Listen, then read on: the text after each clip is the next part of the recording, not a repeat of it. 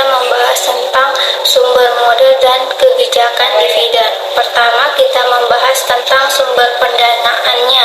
Nah, di sini sumber dana dalam perusahaan atau internal source dapat diartikan sebagai bentuk dana di mana pemenuhan kebutuhan dananya berasal dari dalam perusahaan itu sendiri.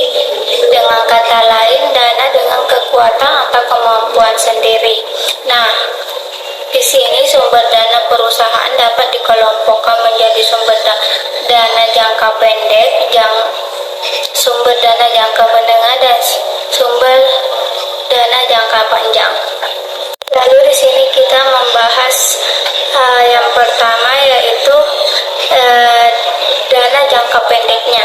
Nah, di sini salah satu sumber dana perusahaan atau sumber dana jangka pendek yaitu sumber dana jangka pendek yang dimana harus dibayar dengan jangka waktu 1 tahun atau kurang. Contohnya sumber dana jangka pendek adalah kredit perdagangan, peminjaman bank jangka pendek, surat berharga komersial, serta pendanaan piutang dan persediaan. Lalu sumber dana jangka menengah. Nah, di sini sumber jangka menengah merupakan sumber dana yang memiliki jangka waktu lebih dari 1 tahun dan kurang dari 5 tahun. Nah, di sini terdapat jenis sumber dana jangka menengah, diantaranya yaitu term loan, equipment loan, dan leasing.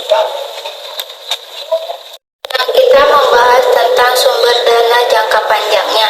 Nah, di sini pengertian sumber dana jangka panjang adalah pendanaan yang jangka waktu temponya lebih dari 5 tahun.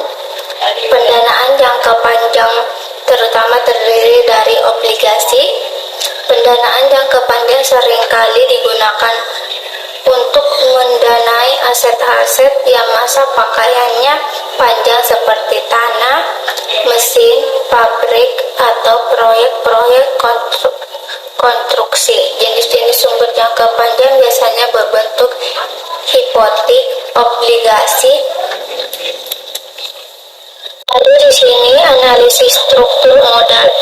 Nah, di sini analisis struktur modal yang digunakan yaitu dengan perimbangan atau perbandingan antara modal asing dengan modal sendiri. Di mana modal asing dalam hal ini adalah utang jangka panjang maupun jangka pendek, sedangkan modal sendiri terbagi atas laba ditahan dan penyertaan kepemilikan ke perusahaan. Ada yang namanya faktor-faktor yang mempengaruhi struktur modal yang biasa disebut dengan tingkat bunga atau biaya modal, stabilitas dari perolehan laba, struktur aktiva, tingkat resiko aktiva, sifat manajemen, terakhir yaitu besarnya jumlah kebutuhan modal. Lalu di sini kita membahas tentang pendekatan dalam struktur modal. Nah, dalam menganalisis struktur modal terdapat 5 pendekatan, yaitu pendekatan laba bersih, lalu pendekatan laba operasi, pendekatan tradisional, pendekatan MM, dan pendekatan EBIT atau EPS. Selanjutnya kita membahas tentang kebijakan dividen. Nah, di mana kebijakan dividen merupakan keputusan apakah laba yang diperoleh perusahaan pada akhir tahun akan dibagi kepada pemegang saham dalam bentuk dividen atau akan ditahan untuk menambah modal guna pembiayaan investasi di masa yang akan datang. Selanjutnya kita akan membahas tentang pertimbangan manajerial dalam pembiayaan dividen. Nah, di dalam pertimbangan manajerial ini terdapat yang namanya faktor yang dapat dan harus dianalisis perusahaan dalam praktek ketika melakukan pendekatan terhadap keputusan dividen. Nah, di antaranya yaitu kebutuhan dana bagi perusahaan, lalu posisi likuiditas perusahaannya, serta kemampuan untuk meminjam, pembatasan dalam perjanjian utang, Lalu yang terakhir ada yang namanya pengendalian perusahaan. Di sini kita membahas tentang bentuk kebijakan dividen yang biasa digunakan, yaitu kebijakan pemberian dividen stabil. Lalu ada yang kedua biasa disebut dengan kebijakan pemberian dividen yang meningkat. Lalu yang ketiga ada yang namanya kebijakan pemberian dividen yang konstan. Lalu keempat ada yang namanya kebijakan pemberian dividen yang rendah ditambah ekstra. Setelah itu kita harus tahu stabilitas dari dividen ini. Nah, di sini stabilitas dividen adalah pembayaran dividen yang stabil dalam jangka waktu yang lama. Sedangkan kebalikannya adalah pembayaran dividen yang sesuai dengan presentasi tetapi dari hasil penghasilan perusahaan. Nah, apabila semua faktor antara dua perusahaan sama tetapi pembayaran dividennya berbeda, maka harga saham perusahaan yang membayar dividen secara stabil akan lebih tinggi daripada harga saham perusahaan yang membayar dividen yang tidak stabil.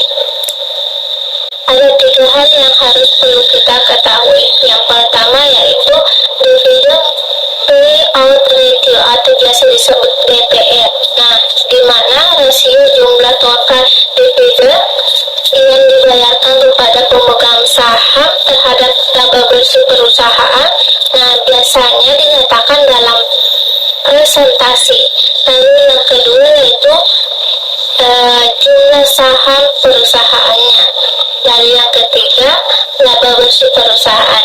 Nah, di sini ada rumus yang perlu kita ketahui, yaitu apabila kita ingin mengetahui dividennya, yaitu kita kalikan antara laba bersih dengan dividen payout ratio. Lalu yang terakhir dari pembahasan kita yaitu kita harus tahu tanggal-tanggal penting dalam pembagian dividen. Yang pertama yaitu ada yang namanya announcement date atau tanggal pengumuman, yang dimana biasanya perusahaan mengumumkan bahwa mereka akan membagikan dividen. Lalu ada yang kedua yang namanya cum date atau cum dividen. Nah, dimana tanggal terakhir bagi investor yang ingin membeli saham tertentu dan berhak mendapatkan dividen perusahaan yang telah diumumkan. Nah, dengan kata lain, investor yang berhak menerima dividen adalah mereka yang telah membeli saham hingga lambat pada cum laude. Lalu yang ketiga ada yang namanya S-date atau S-dividend. Nah, di mana salah satu setelah cum date disebut sebagai S-date atau X-dividend. X-date adalah hari pertama penjualan saham yang tidak terkait dengan pembagian dividen. Jadi, investor yang baru membeli saham pada X-date tidak berhak menerima saham dari perusahaan.